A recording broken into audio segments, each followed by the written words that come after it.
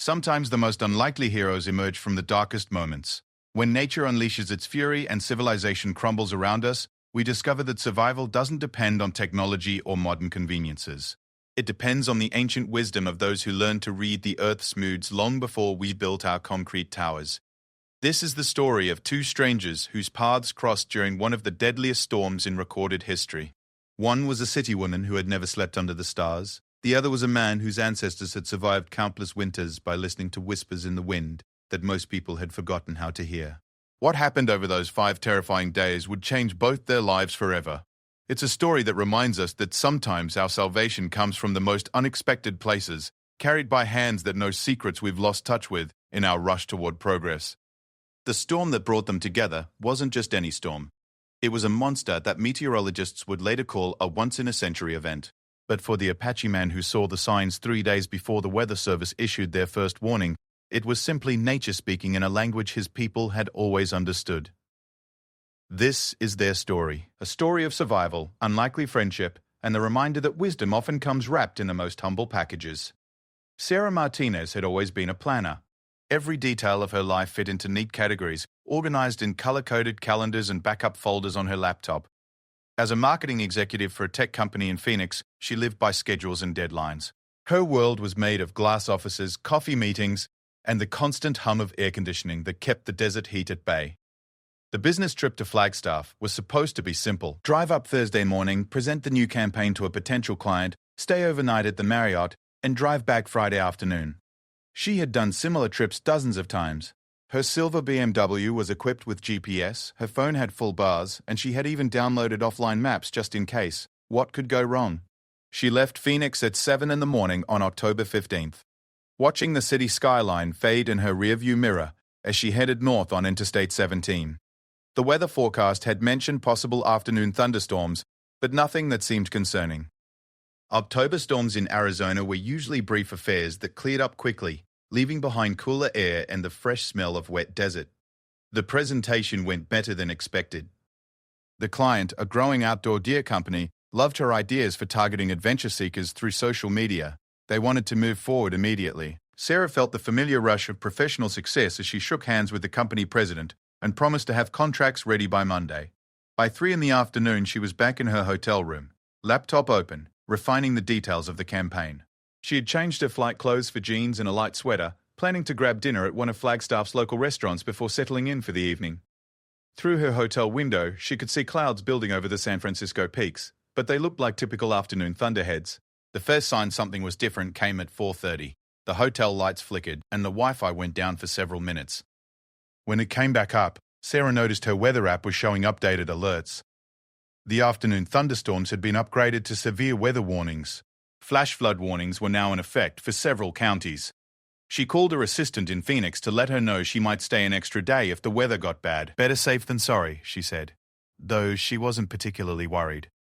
Hotels had generators, and modern buildings were designed to handle storms. By 6 o'clock, the rain had started. Not the gentle desert rain she was used to, but heavy drops that hammered against her window with increasing intensity. The wind was picking up too, making the hotel's sign outside sway back and forth. Sarah decided to order room service instead of going out for dinner. The news was starting to paint a different picture. What had begun as typical afternoon storms was developing into something much more serious. A massive low-pressure system was moving in from the Pacific, colliding with unusual atmospheric conditions over Arizona. The meteorologists were using words like unprecedented and dangerous. Sarah tried calling her parents in Tucson to let them know she was safe, but the call wouldn't go through. Cell towers were already experiencing problems as the storm intensified. She sent a quick text instead, hoping it would get through. The hotel staff began making announcements over the intercom system. Guests were advised to stay in their rooms. The restaurant was closing early. The pools were being cleared. What had seemed like routine precautions now felt more ominous as Sarah listened to the wind howling outside her window. She tried to work on her laptop, but concentration was difficult, with the noise outside growing louder by the hour. The rain was now coming in sheets visible in the parking lot lights below. Cars in the lot were being pelted with water and debris. A tree branch crashed into a parked truck, setting off its alarm until the battery died. Around 9 o'clock, the power went out completely. Emergency lighting kicked in, casting eerie shadows in the hallway outside her room. Sarah used her phone's flashlight to navigate to the window, where she could see that the entire area was dark. Street lights, store signs, even the traffic lights at nearby intersections had gone black. The hotel manager came by each room personally, flashlight in hand, to check on guests and distribute battery-powered radios. "The storm is stronger than anyone predicted," he explained to Sarah when she opened her door. "We're in contact with emergency services, but they're advising everyone to shelter in place until morning. The roads are flooding, and there are reports of mudslides in the mountains." Sarah spent a restless night listening to the storm rage outside. The wind sounded like a freight train, and periodically she heard crashes that she assumed were falling trees or flying debris hitting buildings. The radio provided updates throughout the night, each one more concerning than the last. Multiple highways were closed. Rescue teams were overwhelmed with calls for help. This wasn't just a bad storm anymore, it was a natural disaster. Morning brought no relief. If anything, the storm had intensified overnight. When Sarah looked outside, she could barely see across the parking lot through the driving rain. Cars were partially submerged in water that had pooled in the low areas. The landscaping around the hotel had been torn apart, with plants and small trees scattered everywhere. The hotel manager made another round, this time with more serious news. "The building is structurally sound," he assured guests. "But we've lost contact with the outside. Phone lines are down, cell towers are out, and the roads are impassable. We have enough food and water for several days, but we need to conserve everything." Sarah's carefully planned world was crumbling around her. She was trapped in a hotel with no way to contact her family, her company, or anyone else. Her car was unreachable in the flooded parking lot, and even if she could get to it, the roads were too dangerous to travel. That afternoon, things got worse. The hotel staff discovered that the backup generator was failing. Without power, they would lose heating, lighting, and the ability to pump water to the upper floors. The building's communication systems were already down, and now they were facing the possibility of losing basic utilities. Some of the guests were starting to panic. A family with young children was particularly upset, worried about running out of baby formula and diapers. An elderly couple was concerned about medication they had left at home, expecting to return the day before. Sarah found herself trying to calm other guests, drawing on her professional skills to project confidence she didn't really feel. By evening of the second day, it was clear they couldn't stay at the hotel much longer. The water in the basement was rising, threatening the remaining electrical systems. The manager gathered all the guests in the lobby to discuss their options. Emergency services had told them via radio that evacuation might be necessary, but there was no way for rescue vehicles to reach them through the flooding. "There's a possibility," the manager said hesitantly, "that we might need to evacuate on foot to higher ground. There's an emergency shelter that's been set up at the community center about 2 miles from here, but the route would be dangerous in these conditions." Sarah looked around the lobby at her fellow guests.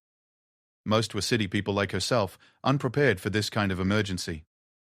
The family, with children, the elderly couple, a businessman from California who kept checking his dead phone every few minutes, none of them looked equipped for a dangerous hike through a storm.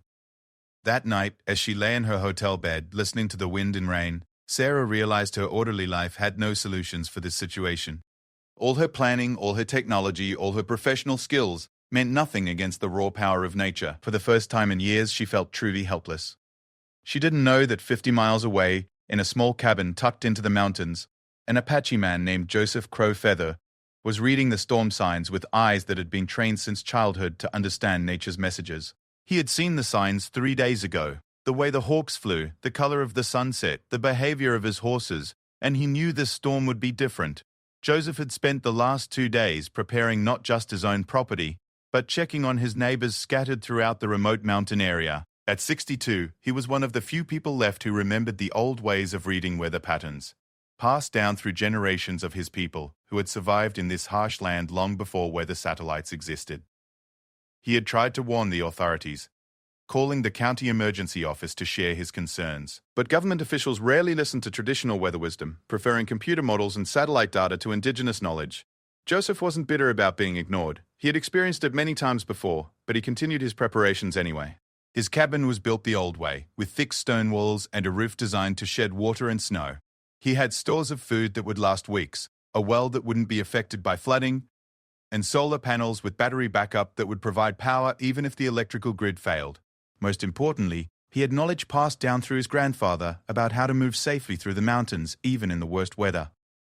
As the storm raged through its second night, Joseph sat by his wood-burning stove, listening to emergency radio frequencies on his ham radio. He heard the increasing desperation in the voices of emergency coordinators as they realized the scope of the disaster. Roads were washed out, bridges had collapsed, and hundreds of people were trapped in various locations throughout the region. One transmission caught his attention. A hotel manager and flag staff was requesting evacuation assistance for 30 guests, including children and elderly people. The responder explained that no vehicles could reach the hotel, and evacuation teams were already overwhelmed with higher priority emergencies. Joseph knew that hotel. He had driven past it many times on trips into town. He also knew the terrain between the hotel and the emergency shelter the manager had mentioned. It was dangerous even in good weather, with steep ravines and areas prone to flash flooding. In current conditions, it would be nearly impossible for inexperienced people to navigate safely. He looked out his window at the storm that showed no signs of weakening. His truck was equipped with chains and had high clearance, built for mountain conditions. He knew routes through the hills that most people had never seen, old roads and trails that might still be passable. Most importantly, he knew how to read the land, how to find safe passage even when conventional routes were blocked.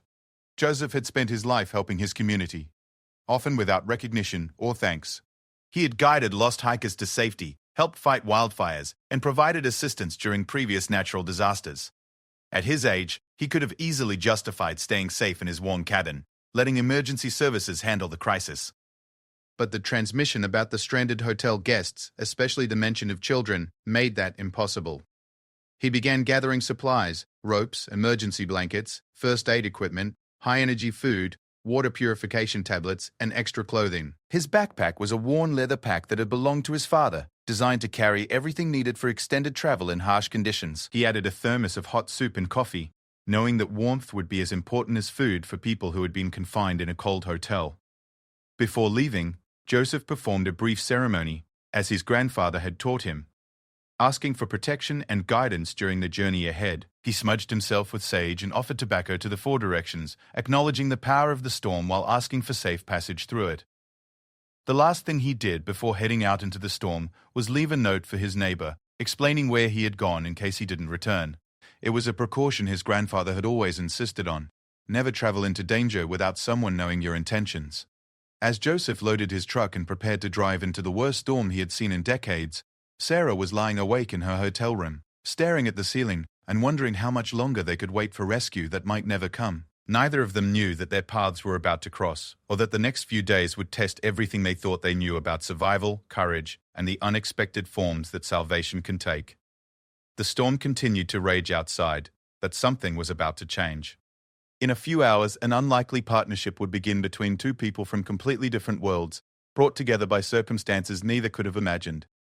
Joseph's truck moved slowly through the flooded streets of Flagstaff, its headlights cutting through the driving rain like weak candles in a hurricane. The windshield wipers could barely keep up with the water pouring from the sky, and several times he had to stop completely when the road disappeared under rushing water that was too deep to judge safely. The usual 20-minute drive to the hotel took him over 2 hours. 3 times he had to backtrack when streets were completely impassable, using his knowledge of the area to find alternative routes through residential neighborhoods and side roads that most people never noticed. Twice his truck got stuck in mud and debris, requiring him to get out in the storm to dig it free and lay down traction material he always carried for mountain driving. When he finally reached the hotel parking lot, the scene was worse than he had imagined. Water stood 3 feet deep around the building's foundation, and several cars were completely submerged. The hotel's exterior lighting was out, but he could see the glow of emergency lights through the lobby windows. Joseph parked his truck on the highest ground he could find and waded through the floodwater toward the building. The current was stronger than it appeared, and he had to move carefully to avoid being knocked off his feet by submerged debris. The water was shockingly cold, even through his waterproof boots. Inside the lobby, 32 people sat in clusters around battery-powered lanterns, looking tired and frightened. Conversations stopped when Joseph appeared in the doorway, water streaming from his weatherproof jacket. To most of the guests, he was an unexpected and somewhat imposing figure, a tall, weathered Native American man with long gray hair pulled back in a ponytail, wearing practical outdoor clothing that looked like it belonged in the mountains rather than a hotel lobby. The hotel manager hurried over, relief evident in his voice. "Are you with emergency services? We've been waiting for someone to reach us." Joseph shook his head. "I heard your radio call. I came to help." His voice was quiet but carried easily through the lobby. "My name is Joseph Crowfeather. I live in the mountains and know the area well. Sarah watched this exchange from her spot near one of the windows. She had been expecting uniformed rescue workers with official vehicles and professional equipment. This man looked more like someone who belonged in a wilderness documentary than an emergency responder, but something about his calm demeanor in the chaos around them was reassuring. "The roads are all flooded," the businessman from California said, skepticism clear in his voice. "How did you even get here, and how are we supposed to get out?" Joseph studied the group for a moment before answering. "The main roads are impassable, but there are other ways through the mountains, older roads and trails that might still be open.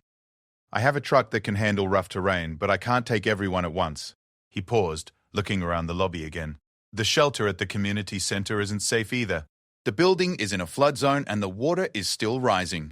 There's a better option, a ranger station about 8 miles from here, up in the hills. It's built on high ground with its own generator and supplies." The family with young children looked hopeful for the first time in days. "You can take us there?" the mother asked. "It won't be easy," Joseph replied honestly. "The route is mostly through backcountry, and part of it will have to be on foot. The truck can't make it all the way. But yes, I can get you there safely." Sarah found herself studying this unexpected rescuer more carefully. There was something about the way he spoke, with quiet confidence and no wasted words, that inspired trust. While everyone else in the lobby seemed caught between hope and skepticism, she felt oddly certain that he could do exactly what he promised. The hotel manager produced a local map, spreading it out on a coffee table under one of the lanterns. Joseph studied it briefly, then shook his head. "This doesn't show the roads I'm talking about. Most of them aren't on regular maps." He traced a route with his finger anyway, explaining generally where they would go. "We'll head north into the hills, then follow old logging roads toward the ranger station." "How do we know you're not just some random guy?" the businessman demanded. "How do we know this isn't some kind of scam?" Before Joseph could respond, Sarah surprised herself by speaking up. "Because no scammer would drive through a flood to reach us," she said firmly.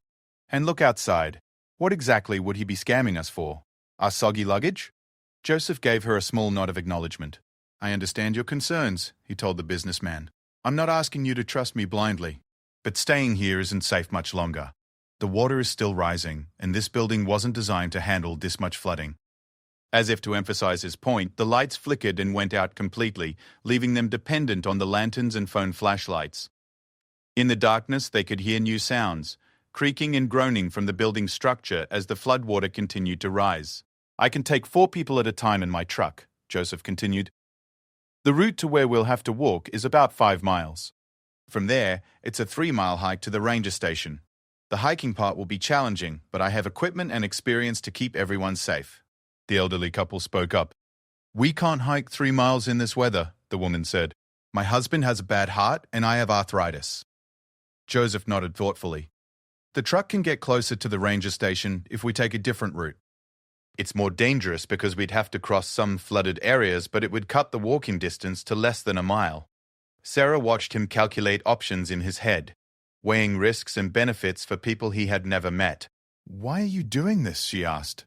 Joseph met her eyes. "Because you need help, and I can provide it." The simple honesty of the answer struck her more than any elaborate explanation would have. The group spent the next hour discussing and debating the plan. Some wanted to wait for official rescue services. Others were afraid to leave the relative safety of the hotel. But as the night wore on and the water continued to rise, it became clear that staying was becoming more dangerous than leaving. Joseph used the time to organize the evacuation. He had people gather only essential items: medications, important documents, warm clothing. Everything else would have to be left behind. He distributed emergency supplies from his backpack: space blankets, energy bars, water purification tablets. "We'll go in groups," he explained. "I'll take the family with children first, then come back for the elderly couple. The rest of you can decide if you want to wait for more rescue attempts or come with me." Sarah found herself volunteering for the second group before she had really thought about it. Something about Joseph's quiet competence made her feel safer than she had since the storm began. The businessman and several others decided to wait at the hotel for official rescue. The first trip proved that Joseph's confidence was justified. Despite the challenging conditions, he returned 3 hours later with news that the family had reached the ranger station safely. The children had handled the journey better than expected, and the ranger station was everything he had promised: warm, dry, with working communications and adequate supplies. As they prepared for the second group to leave, the hotel manager made an announcement that changed everything. The building's foundation was showing signs of stress from the floodwater. An engineer guest who had been inspecting the basement warned that continued flooding could compromise the structure's stability. "Everyone needs to evacuate now," the manager said, his professional calm finally showing cracks. "This building may not be safe much longer." Suddenly, the leisurely debate about whether to leave was over. Even the skeptical businessman was ready to trust his life to the Apache stranger who had appeared from the storm. Joseph's truck was designed for his kind of work: high clearance, four-wheel drive, equipped with a winch and heavy-duty recovery equipment. But even with its capabilities, the journey was harrowing. Water rushed across the road in several places, forcing them to move at a crawl while Joseph carefully judged the depth and current. Tree branches and debris had to be cleared from their path multiple times. Sarah sat in the passenger seat, watching Joseph navigate obstacles that would have stopped most drivers. He seemed to read the landscape like a book, knowing instinctively where solid ground lay beneath the floodwater and which routes would be passable. When they reached a washout where the road had been completely carved away by rushing water, he backed up and found an alternative route that she never would have noticed. "How do you know all these roads?" she asked during a brief stop to clear debris. "I grew up here," Joseph replied. "My grandfather taught me to know the land. Every trail, every seasonal watercourse, every safe crossing. This area has been home to my people for centuries." It was the most personal information he had shared, and Sarah found herself curious about his background. But this wasn't the time for casual conversation. They were still in danger, and she could see the concentration required for him to navigate the treacherous route. The truck finally stopped about a mile from the ranger station, where a washout made further driving impossible. "From here we walk," Joseph announced, shouldering his pack and helping the elderly couple out of the vehicle. The rain had lessened slightly, but the wind was still fierce, and the temperature had dropped noticeably. Joseph distributed rain ponchos and helped everyone adjust their gear for the hike. He moved among the group like a shepherd tending his flock, making sure everyone was properly equipped and understood the route ahead.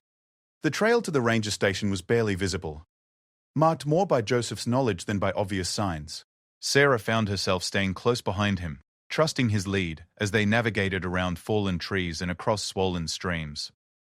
Several times he stopped to help the elderly couple over particularly difficult terrain, his patience and gentleness evident despite the urgency of their situation. When they finally saw the lights of the ranger station through the trees, Sarah felt a wave of relief that surprised her with its intensity. She hadn't realized how much fear she had been carrying until it began to lift. Behind those lights was safety, warmth, and the first real shelter they had known since the storm began. The ranger station was everything Joseph had promised. The family from the first group greeted them with hot soup and dry clothes. The building had strong walls, reliable power, and communication equipment that was still working despite the storm. For the first time in 3 days, they had reached a place where the storm was outside and they were truly inside. But Joseph's work wasn't finished. There were still people at the hotel, and weather reports suggested the storm would continue for at least another day. As the others settled into the warm building, he was already planning his next trip back to collect the remaining evacuees. Sarah watched him studying maps with the ranger station personnel, discussing routes and conditions.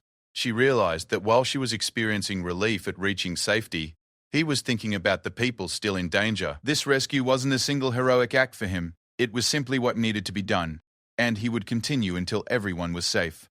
She also realized that something had fundamentally changed in her perspective over the past few hours. The carefully controlled world she had lived in seemed small and fragile compared to the raw competence and genuine care she had witnessed. Joseph Crowfeather had appeared from nowhere to guide strangers to safety, asking nothing in return except the satisfaction of helping people in need. As he prepared to head back into the storm for the third time, Sarah made a decision that would have seemed impossible to her just days earlier. "I'm going with you," she announced.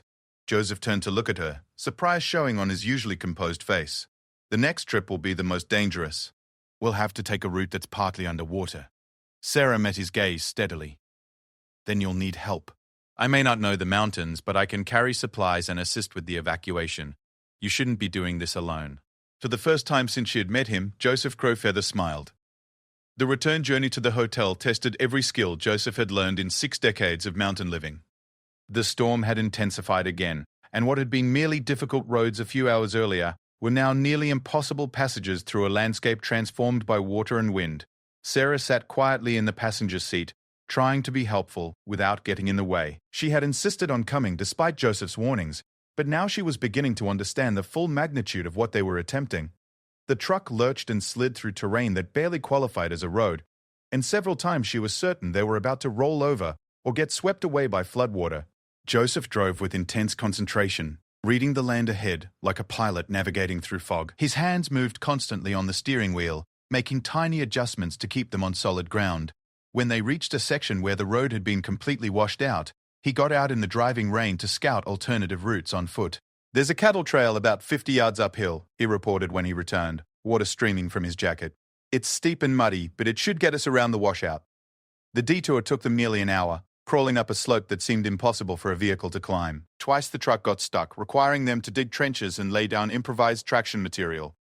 Sarah found herself outside in the storm, helping to clear rocks and debris, while Joseph worked the winch to pull them free. Working together in those conditions created an odd sort of camaraderie. Sarah had never done physical labor in a crisis before, but she discovered she was stronger and more capable than she had realized. Joseph treated her as an equal partner rather than someone who needed protection, and she found herself rising to meet his expectations. When they finally reached the area near the hotel, the situation was worse than they had left it. The parking lot was now completely submerged, with only the tops of cars visible above the water. The hotel building itself looked precarious, with water reaching nearly to the first-floor windows. Joseph parked the truck on the highest ground available, but it was still a quarter-mile from the building through floodwater that was clearly deeper and more dangerous than before. "The current is too strong," he said, studying the situation. "We can't just wade through this time." He retrieved a coil of rope from the truck bed and began rigging the safety system. "I'll go first and secure a line. You anchor this end to the truck and help guide people across. The key is to keep everyone together and move steadily, without rushing." Sarah watched him into the floodwater with the rope tied around his waist, testing each step carefully as the current tried to knock him off balance. The water was chest-deep in places, and she could see debris flowing past. Pieces of buildings, tree branches, even what looked like parts of vehicles from upstream. It took Joseph 20 minutes to reach the hotel and establish the safety line. During that time, Sarah found herself genuinely worried about his safety. She had known him for less than 24 hours, but the thought of losing him to the floodwater created a knot of anxiety in her stomach that surprised her. When he waved from the hotel entrance, she felt relief wash over her. Then came the real challenge, getting the remaining evacuees across the dangerous crossing. The hotel manager was first, followed by the skeptical businessman who had finally accepted that staying was no longer an option. Sarah helped guide each person along the rope line, calling out warnings about hidden obstacles and helping them maintain their balance in the strong current. An elderly woman from the final group panicked halfway across when a large piece of debris knocked her off her feet. She lost her grip on the rope and was swept several yards downstream before Joseph, who had been monitoring the crossing from the hotel side, managed to reach her. Sarah watched in horror as both of them disappeared beneath the muddy water for several seconds before surfacing together, Joseph supporting the woman while fighting to regain their position. Getting everyone back to solid ground took nearly 2 hours. By the time the last person had crossed, all of them were exhausted and hypothermic from prolonged exposure to the cold water. Joseph distributed emergency blankets and hot drinks from thermoses he had prepared, but it was clear they needed to reach shelter quickly. The route back to the ranger station was even more challenging with a larger group. Joseph had to help several people who were struggling with the physical demands of the journey, while Sarah found herself assisting others and helping to maintain group morale. The businessman, who had been so skeptical earlier, was now one of the most cooperative members of the group, apparently having gained new respect for Joseph's abilities. They were about halfway to the ranger station when disaster struck. A flash flood roared down a normally dry creek bed, cutting off their intended route and forcing them to take shelter on higher ground, while walls of water and debris swept through the valley below them. "How long will this last?" Sarah asked, watching the torrent destroy everything in its path. Joseph studied the flow and listened to the sound of the water. "Hard to say. Could be an hour. Could be most of the night. We can't cross until it goes down." The group huddled under emergency shelters. Joseph quickly rigged between trees, waiting for the flood to subside. It was during this forced pause that Sarah began to understand more about the man who had risked his life to save strangers. One of the hotel guests, a retired teacher named Margaret, struck up a conversation with Joseph about the area's history. Sarah listened as he described how his grandfather had survived similar floods decades earlier, before there were weather services or emergency responders, using traditional knowledge to read the signs and find safe passage through dangerous terrain. Your grandfather taught you all this? Margaret asked. Joseph nodded. He said the land speaks to those who know how to listen. Modern people have forgotten that conversation, but the land remembers everything. Where water flows in bad storms, which ground stays solid when everything else washes away. How to find your way when all the familiar landmarks are gone. Sarah found herself fascinated by this perspective. Her world was built on technology and systems that could fail, as this storm had clearly demonstrated. Joseph's knowledge came from generations of people who had survived in this harsh environment with nothing but their understanding of natural patterns and their ability to adapt to changing conditions. As they waited for the flood to subside, Joseph shared other knowledge with the group. He showed them how to identify edible plants that might be found even in winter, how to purify water from questionable sources, and how to build effective shelter using only materials available in the wilderness. It wasn't formal instruction, just practical information shared casually while they waited. Sarah realized she was learning more about survival in those few hours than she had in her entire adult life. But more than that, she was beginning to understand a different way of thinking about the relationship between humans and the natural world. Joseph didn't see the storm as an enemy to be defeated, but as a powerful force to be understood and worked with. When the flood finally subsided enough for safe passage, they still had to navigate around several new obstacles. The water had carved new channels and deposited massive amounts of debris across their route. Joseph adapted their path constantly, finding ways through or around each new challenge. The final approach to the ranger station required them to cross a stream that had been a small trickle during their earlier trips, but was now a rushing river 20 feet wide. Joseph studied the crossing for several minutes before selecting a spot where fallen trees created a natural bridge. "I'll go first and secure a safety line," he announced. "Then I'll help each of you across individually." Sarah watched him test the makeshift bridge carefully, then cross with the fluid movement of someone completely comfortable in dangerous terrain. The tree trunk was slippery and partially submerged, but he moved across it with sure footing, trailing the safety rope behind him. Getting the entire group across took patience and care. Some people were more comfortable with heights and unstable footing than others. Joseph worked with each person individually, providing physical support and calm encouragement. Sarah found herself serving as his assistant on the starting side, helping people prepare for the crossing and maintaining the safety systems. When her own turn came, Sarah discovered that the crossing was more challenging than it had appeared from the ground. The tree trunk was slick with rain and moss, and the rushing water below created a disorienting sense of movement. But Joseph's steady voice guided her across, and his strong hand was there to steady her when she wobbled. The ranger station appeared through the trees like a beacon of civilization after their wilderness ordeal. The people from the earlier evacuations greeted them with hot food, dry clothes, and the kind of overwhelming relief that comes after surviving genuine danger. Sarah collapsed into a chair near the wood stove, finally allowing herself to feel the exhaustion that had been building for hours.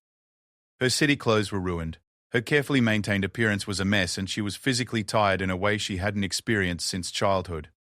But she also felt oddly exhilarated. She watched Joseph move among the evacuees, checking on people who had struggled during the journey and making sure everyone had what they needed. Even after leading them through one of the most dangerous experiences of their lives, he was still taking care of others rather than resting himself. The ranger station personnel reported the communication with the outside world had been restored. Families could be notified that their loved ones were safe, and official rescue operations would begin reaching the area within 24 hours. The immediate crisis was over, but the storm wasn't finished with them yet. Weather reports indicated that the worst was still ahead. Another weather front was moving in that would bring even more rain and potentially dangerous winds. The ranger station was safe for now, but conditions outside were expected to deteriorate further before they improved. Joseph studied the latest weather data with the kind of attention most people reserve for critical work documents. Sarah realized he was already thinking ahead to what might be needed next, what new challenges the continuing storm might present. "You can rest now," she told him. "You've done enough. Official rescue teams will handle anything else that comes up." Joseph looked at her with an expression she couldn't quite read. "The storm decides when it's finished, not us. And there are still people out there who might need help." It was then that Sarah understood something fundamental about the man who had saved her life. This wasn't heroism in the dramatic sense she had seen in movies. It was simply a deeply ingrained sense of responsibility for the welfare of others, combined with the skills and knowledge to act on that responsibility even under the most dangerous conditions. The storm continued to rage outside the ranger station, but inside, 32 people were safe because one man had decided that their welfare was worth risking his own life. Sarah had learned more about courage, competence, and genuine caring in the past day than in years of her previous experience. but she was also beginning to realize that her adventure was far from over. The storm had at least another day to run, and if Joseph was right about people still needing help, her comfortable rescue might turn into something much more challenging. Dawn brought no relief from the storm. If anything, the weather had worsened overnight. Sarah woke to the sound of wind that seemed to shake the entire ranger station, and when she looked outside, she could barely see 20 feet through the driving rain and debris flying through the air. Joseph was already awake, standing by the radio equipment with the ranger station staff. His expression was more serious than she had seen it, and when she approached, she understood why. "There's been a mudslide up on Timber Ridge," the ranger explained. "A family of 5 is trapped in their cabin. Emergency services can't reach them, the road's completely blocked, and helicopter rescue is impossible in these conditions." Sarah felt her stomach drop. She had assumed that with everyone from the hotel safely evacuated, their ordeal was over. But Joseph was studying a topographical map with the intensity of someone planning a military operation. "How far?" he asked. "About 12 miles by road, but the road's gone. Maybe 6 miles cross-country if you could go straight through the mountains." The ranger shook his head. "But nobody's going to attempt that in this weather. Even experienced search and rescue teams are grounded." Joseph traced possible routes on the map with his finger. Sarah watched him consider and reject several options, his knowledge of the terrain allowing him to visualize challenges that weren't obvious from the map contours. "There's an old mining trail that might work," he said finally. "It starts about 3 miles from here and runs along the ridge above the slide area. If we can reach the cabin from above, we might be able to get them out." The ranger stared at him. "Joseph, that trail is dangerous even in good weather. In this storm, it would be suicide."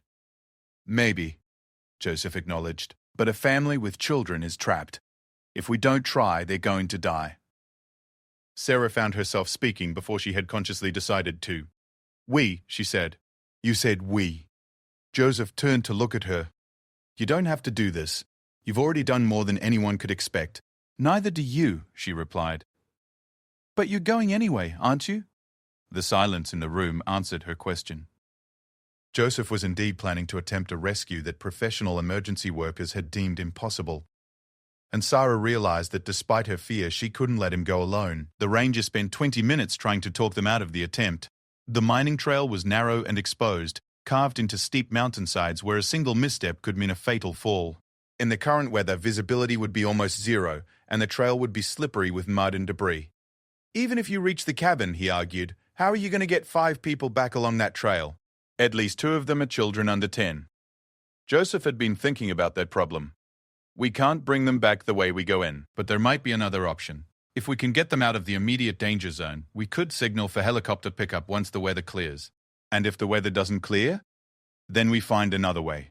Joseph's calm certainty was both reassuring and terrifying. The preparation took 2 hours. Joseph assembled gear that looked like it belonged on a technical climbing expedition. Ropes, carabiners, emergency shelters, medical supplies, and enough food and water for several days.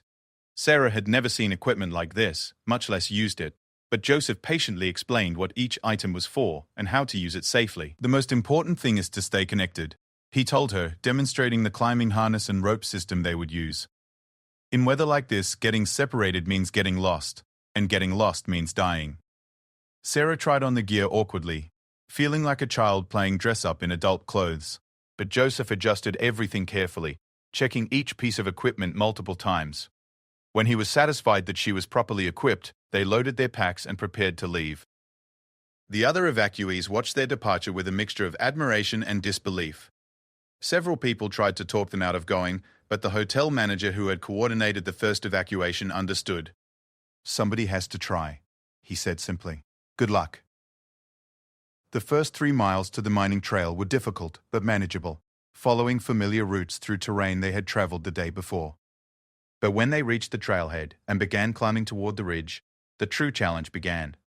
The trail was barely visible under the best circumstances, marked more by the absence of vegetation than by any constructed path. In the storm, it was almost impossible to follow. Joseph moved ahead slowly, testing each step, and occasionally backtracking when the route became too dangerous or unclear. Sarah followed behind him on the safety rope, trying to match his movements and stay in his footsteps. The ground was treacherous. Loose rock made slippery by rain, tree roots that shifted underfoot, and sections where the trail had been partially washed away by runoff. The worst part was the exposure. As they climbed higher, the wind became a constant battering force that threatened to knock them off balance. Several times Sarah was blown sideways and had to grab onto rocks or trees to keep from falling. The rope connecting her to Joseph was a lifeline in more ways than one. "How much further?" she shouted over the wind when they stopped to rest after an hour of climbing. Joseph consulted his compass and map, protected under a plastic cover. "About halfway. The trail gets easier once we reach the ridge, but it's more exposed to the wind." The prediction proved accurate. The ridge trail was less steep, but carved along the edge of precipitous drops that disappeared into fog and rain. Sarah tried not to look down, focusing instead on Joseph's steady movement ahead of her. His confidence on dangerous terrain was almost supernatural. He seemed to know instinctively where solid footing could be found and which sections were too risky to attempt. They had been on the trail for 3 hours when they encountered their first major obstacle. A landslide had swept away 50 yards of the path, leaving nothing but loose scree and exposed rock faces. There was no way around. They would have to climb down into the slide area and find a way back up to the trail on the other side. Joseph studied the terrain for several minutes before beginning the descent. "Follow exactly where I go," he instructed. "Don't try to find your own route. The rock is unstable and it's easy to trigger more slides." The crossing took nearly an hour. Sarah found herself moving through terrain she never would have believed possible, trusting completely in Joseph's route-finding ability. Loose rocks shifted under their feet with every step, and several times small avalanches of debris cascaded around them.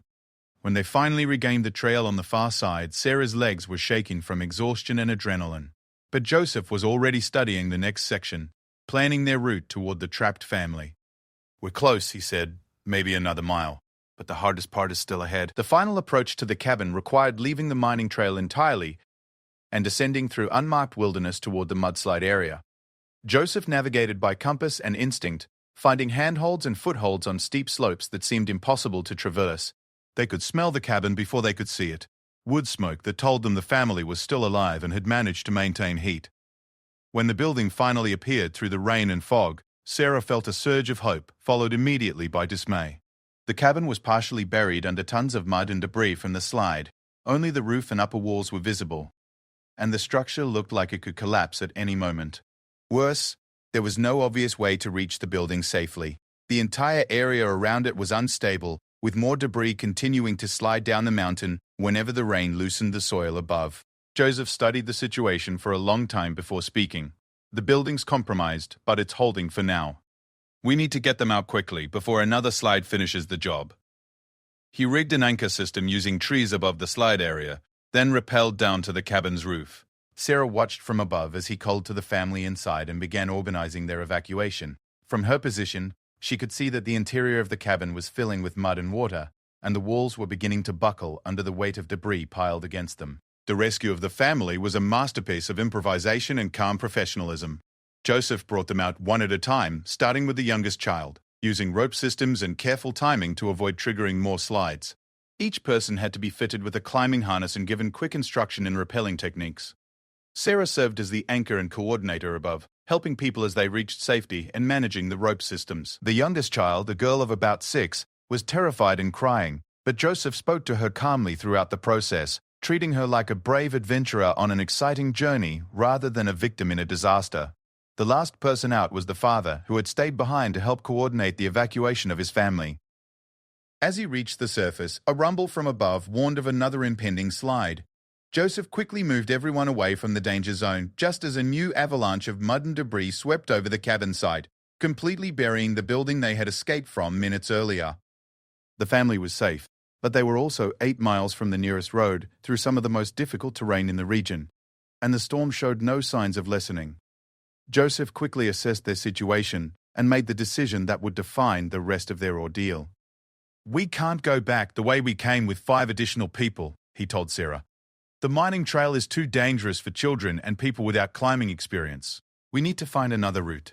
He studied his maps again, considering alternatives. The family huddled together under emergency shelters while Joseph planned their next move. Sarah realized that what had begun as a rescue mission was becoming something much more complex. A wilderness survival situation involving 11 people in conditions that were challenging even for experts. "There's a lower trail that follows the valley," Joseph finally announced. "It's longer, and parts of it may be flooded, but it's safer for the children. The problem is that it adds about 6 miles to our journey, and we'll be traveling through exposed terrain in this weather. The father of the rescued family spoke up. We'll do whatever you think is best. You saved our lives. Joseph nodded acknowledgement, but Sarah could see the weight of responsibility he was carrying. 11 people, including 3 children, were now depending on his decisions and abilities to get them to safety through conditions that were getting worse rather than better. As they prepared for the long journey ahead, Sarah realized that her own transformation was continuing. The woman who had started this adventure as a helpless hotel guest was now serving as Joseph's partner in a life-or-death rescue operation. She was handling rope systems, navigating dangerous terrain, and helping to keep a group of frightened people calm and focused. But more than her skills had changed. Her entire perspective on what was possible, what was important, and what she was capable of had been fundamentally altered. The storm had stripped away everything she thought defined her, and she was discovering strengths and abilities she never knew she possessed. The journey to safety was far from over, and the storm was entering its most dangerous phase. But Sarah no longer felt like a victim of circumstances beyond her control. She was an active participant in their survival, working alongside someone whose knowledge and character had opened her eyes to completely different ways of understanding strength, courage, and human connection. As they began the long trek through the wilderness with their expanded group, Sarah caught Joseph's eye and saw something there that hadn't been present before: respect. She was no longer someone he was rescuing, but someone he could count on as a partner in the challenges ahead.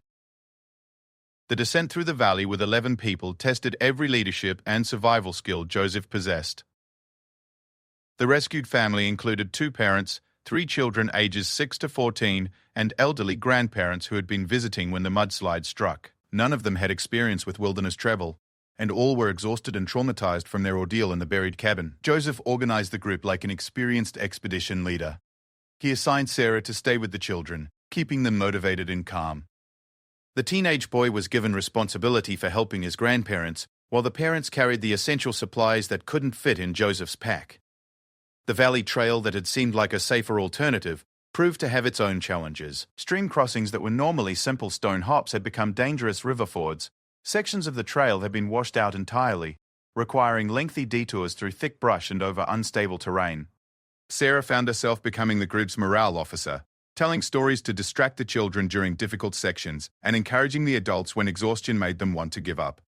She discovered she had a natural ability to read people's emotional states and provide exactly the kind of support each person needed. The youngest child, Emma, attached herself to Sarah early in the journey. The 6-year-old had been terrified during the cabin evacuation, but Sarah's calm presence and gentle encouragement helped her transform the frightening experience into an adventure. By midday, Emma was pointing out interesting rocks and plants along the trail, her resilience amazing the adults in the group. "You're good with children," Joseph observed during one of their brief rest stops. Sarah was surprised by the comment. "I don't have much experience with kids. I guess I'm just trying to keep her mind off how scary this is." "You're doing more than that. You're teaching her that she can handle difficult situations. That's a gift that will serve her for the rest of her life." The observation made Sarah think about her own transformation during the storm. 3 days ago, she would never have believed she could handle the physical and emotional challenges they had faced. Now she was helping others discover their own hidden strengths. The group's biggest test came when they reached a section where the trail had been completely destroyed by a flash flood. The stream they needed to cross had carved a new channel 15 feet wide and several feet deep, with swift current carrying debris and foam. Joseph studied the crossing for nearly an hour, testing different approaches and evaluating the safety of various routes. Finally, he announced his plan. "I'll cross first and establish anchors on the other side. We'll rig a rope bridge that everyone can use for support. The current is strong, but the water isn't deep enough to be dangerous if someone falls, as long as they're connected to the safety system." The rope bridge construction took the better part of 2 hours. Joseph worked with the methodical precision of an engineer, testing every anchor point and checking the tension repeatedly. Sarah helped by organizing the group and explaining the crossing procedure to each person. When it came time for the actual crossing, Joseph went first to demonstrate the technique. Then Sarah crossed both to prove it was safe and to provide assistance on the far side. The teenager went next, followed by the father, then each family member, in order of their comfort with the water. Emma, despite being the youngest, crossed with the confidence of someone who trusted completely in the adults who had kept her safe so far. Her grandmother was the most nervous, but with Joseph supporting her on one side, and Sarah encouraging her from the other shore, she made it across safely. By late afternoon, they had covered enough distance to see the lights of the ranger station in the valley below. But Joseph wasn't ready to celebrate yet. The final descent was steep and slippery, and exhaustion was making everyone less careful about their footing. "This is where most accidents happen," he warned the group. "When people can see safety, they rush and make mistakes. We go slowly and carefully, just like we've been doing all day." His caution proved wise. The trail down to the valley was treacherous with mud and loose rocks. Twice people slipped and would have fallen seriously if not for the buddy system Joseph had established. Everyone was responsible for watching the person in front of and behind them, creating a web of mutual support that kept the entire group safe. When they finally reached the ranger station as darkness fell, the reunion was emotional for everyone involved. The evacuees from the hotel greeted them like returning heroes, and the ranger station staff immediately began providing hot food, dry clothes, and medical attention for minor injuries and exhaustion. Sarah sat by the fire, watching Joseph interact with the family they had rescued. He deflected their thanks and praise with characteristic modesty, but she could see the satisfaction in his eyes. Not just from the successful rescue, but from the way the experience had brought out the best in everyone involved. Emma ran over and climbed into Sarah's lap, still full of energy despite the day's ordeal. "Are we going to have more adventures?" she asked. "I hope you have many adventures," Sarah replied, "but maybe not quite so dangerous." Emma considered this seriously. Joseph said that every day is an adventure if you pay attention to what's happening around you. That evening, as the storm finally began to show signs of weakening, Sarah found herself sitting outside under the station's covered porch, listening to the rain and thinking about everything that had happened. Joseph joined her, 2 cups of coffee in his hands. "Thank you," she said as he handed her a cup. "For what?" "For letting me help. For treating me like I could handle it instead of someone who needed to be protected." Joseph was quiet for a moment. "You proved you could handle it. I just recognized what was already there." They sat in comfortable silence, watching the storm that had brought them together finally beginning to exhaust itself. Sarah realized she felt more genuinely satisfied than she had in years. Not the artificial satisfaction of closing a business deal or meeting a deadline, but the deep contentment that came from using her capabilities to help others in genuine need. "What happens now?" she asked. "When the roads reopen and we all go back to our normal lives, what do you want to happen?" Sarah had been thinking about that question for hours. "I don't think I can go back to exactly the same life I had before. This experience has changed something fundamental about how I see the world." Joseph nodded. "Major storms do that. They strip away everything that isn't essential and show you what really matters." The next morning brought clear skies for the first time in 5 days. Emergency services reached the ranger station by noon, bringing vehicles to transport everyone back to town and medical personnel to check for injuries or illness that might have been missed. The reunions with families and friends were joyful, but Sarah noticed that many of the storm survivors seemed slightly overwhelmed by returning to normal civilization. The intense experience they had shared had created bonds that felt more real than many relationships they had maintained for years. Before leaving the ranger station, Sarah exchanged contact information with Joseph and the family they had rescued. Emma's parents insisted on taking a photo of their 2 rescuers, though Joseph looked uncomfortable with being photographed. "You'll stay in touch?" Emma asked Sarah seriously. "Of course. I want to hear about all your future adventures." The drive back to Phoenix felt surreal after days in the wilderness. Sarah found herself noticing things she had never paid attention to before. The way water flowed across the landscape, the patterns of vegetation that indicated soil conditions, the subtle signs of weather changes that Joseph had taught her to recognize. Her apartment felt strange when she finally reached it. The carefully controlled environment, the expensive furniture, the technology that managed every aspect of comfort and convenience. It all seemed somehow insubstantial after the raw reality of survival in the wilderness. The messages waiting on her phone and computer seemed equally insubstantial. Deadlines for projects that had felt critically important a week ago now seemed like arbitrary games that had little connection to anything that really mattered. Sarah spent the evening walking around her neighborhood, seeing it with new eyes. The manicured landscaping that required constant watering in the desert climate, the houses built without regard for natural cooling or heating, the people hurrying between air-conditioned cars and air-conditioned buildings without ever experiencing the actual environment they lived in. Over the following weeks, Sarah found herself making changes both small and large. She cancelled her gym membership and started hiking in the desert mountains around Phoenix. She learned to identify native plants and began replacing her lawn with drought-resistant landscaping that didn't require artificial irrigation. More significantly, she began volunteering with search and rescue organizations, using vacation time to learn wilderness first aid and technical rescue skills. The marketing campaigns that had once consumed her attention seemed less important than developing the ability to help people in genuine emergencies. Joseph sent occasional emails with photos of the changing seasons in the mountains and updates about the recovery efforts in areas damaged by the storm. He never mentioned the rescue or treated their experience as anything extraordinary, but his messages always included practical information about reading weather patterns or identifying useful plants. 6 months after the storm, Sarah received an invitation that would complete her transformation. Joseph was organizing a wilderness skills workshop for families who wanted to learn basic survival and safety techniques. Would she be interested in helping teach the course?